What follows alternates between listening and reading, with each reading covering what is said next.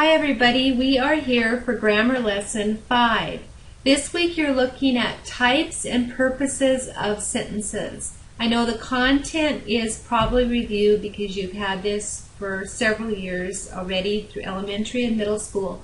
But each week I'm going to be asking you to identify the purpose of and the type of sentences. So I want to make sure that we're all on the same page, we're using the same abbreviations and have the same understanding of this information.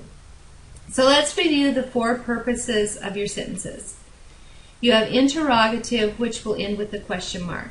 And all the way through this, I'm going to put the DGP abbreviations in parentheses behind the words so that you're understanding what those abbreviations are when I use them, and that we can use the same ones and you use the same ones with your classmates. So everybody's kind of on the same page. So INT would be the abbreviation for interrogative. Declarative will end with a period or an exclamation mark. Imperative will end with a period or an exclamation mark. And exclamatory, of course, ends with an exclamation mark. So let's go through each one of these and just quickly review what that type or purpose of sentence is. So an interrogative sentence are the types of sentences that ask questions and they end with a question mark.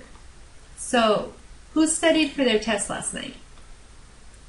What do panda bears eat? How do you drive a car?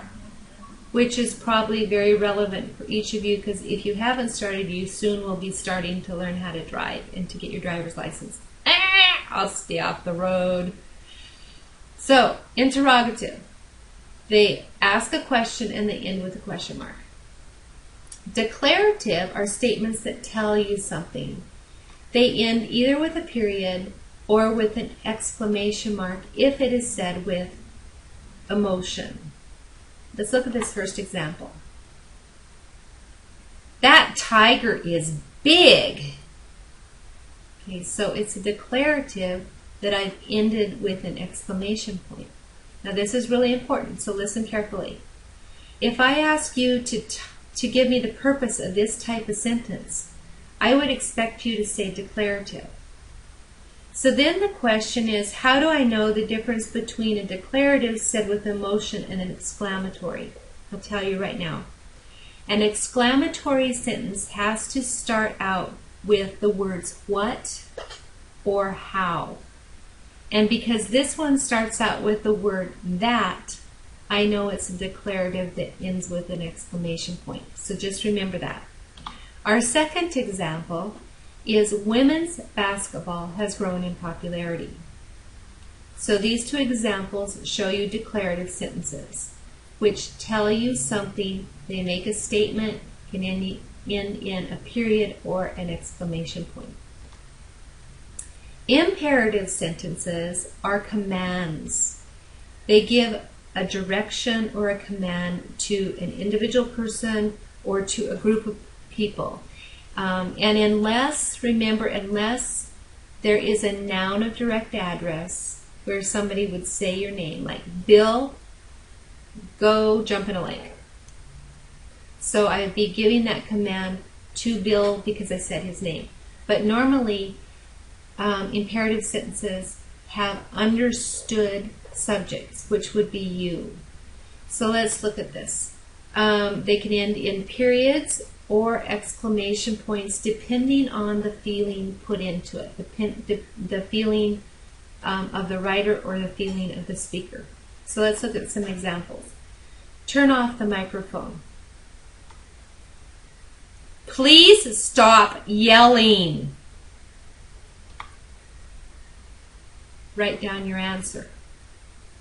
Okay, so you can see 3 imperative sentences, 3 understood subjects of you, 2 ending with periods because they're said in normal voice without a lot of emotion. The other one you can tell by the picture of the person yelling that there is some anger or frustration involved, and so you have the exclamation point. So imperative sentences give direction or command. They end with a period or an exclamation point, depending on the emotion of the speaker or writer. The last purpose is exclamatory. Exclamatories show strong emotion. They end with an exclamation point, and they begin with what or how. So let's look at these two examples. How beautiful these flowers are. What big muscles you have.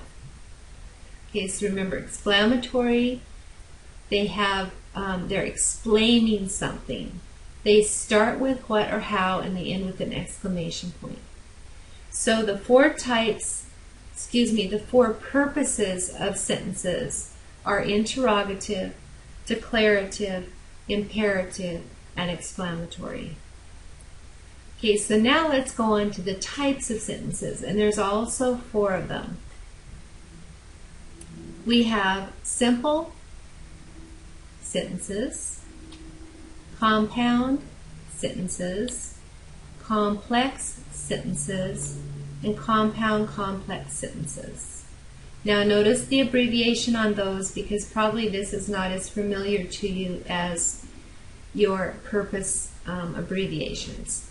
But we have these 4 types of sentences that we can classify sentences as falling into. And it's based on the grammatical structure, actually how you diagram the sentence. But let's go ahead and look at this.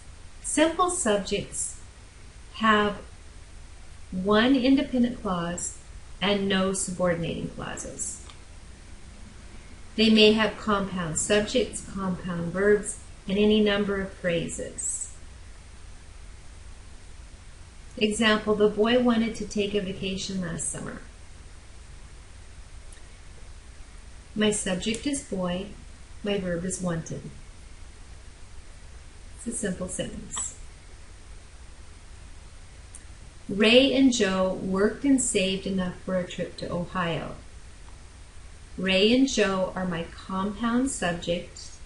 Worked and saved are my compound verbs, but it's still a simple subject. Simple sentence. So we have one with a singular subject and verb, and one with a compound subjects and compound verbs. But they're both simple sentences. Compound sentence contains 2 or more independent clauses and no subordinating conjunctions. Look at this. Independent clauses may be joined by a comma and a coordinating conjunction, by a semicolon, or by a semicolon, a conjunctive adverb, and a comma. So our first example. Originally, they wanted to ride bikes all the way, but they decided to take the train instead. Okay, so we have 2 independent clauses. The first is originally they wanted to ride bikes all the way. You have your subject and your verb.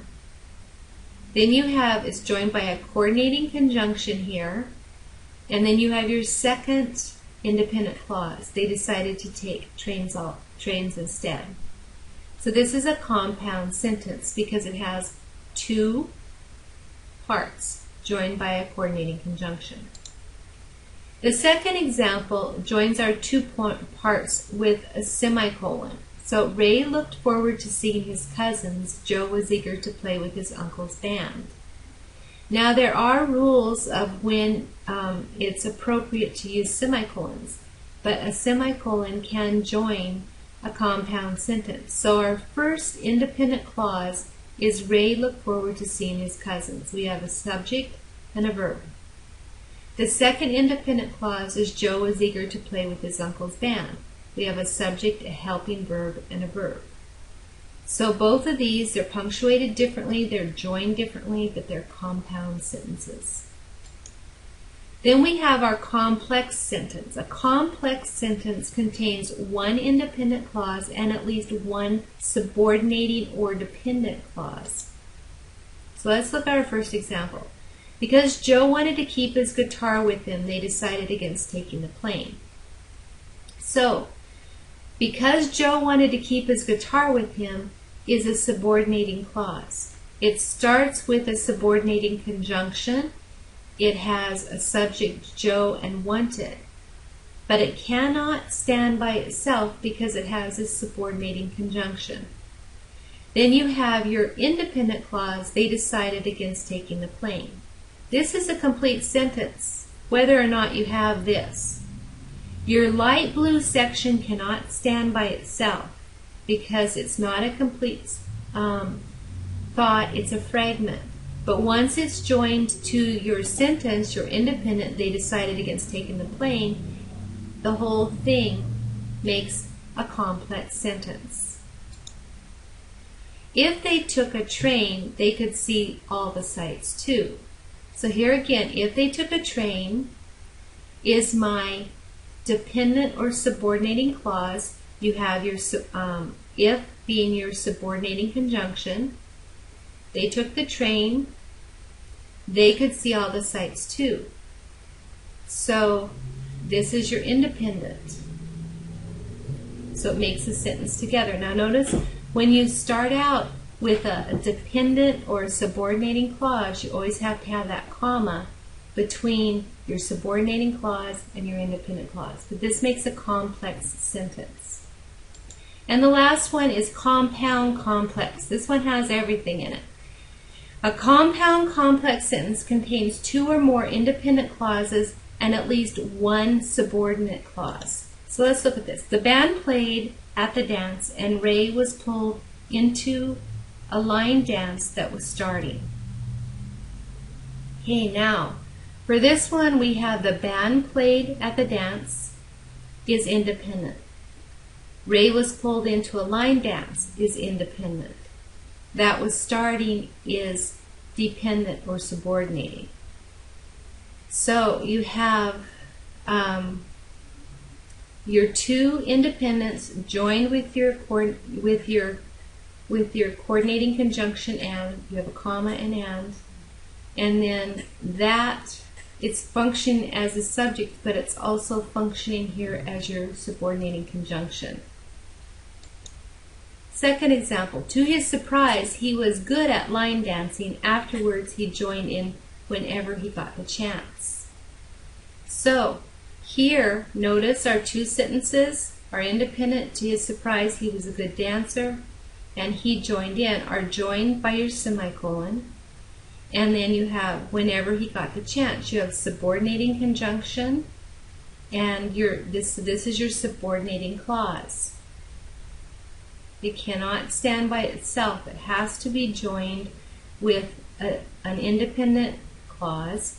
But since there's two independent clauses joined with a semicolon, this is compound complex. Okay, so now this week we've looked at the four purposes for sentences, which are imperative, declarative, interrogative, and exclamatory. And then you've looked at the four types of sentence, which is simple, compound, complex, and compound complex. So your activities this week are going to be to classify and type your sentences.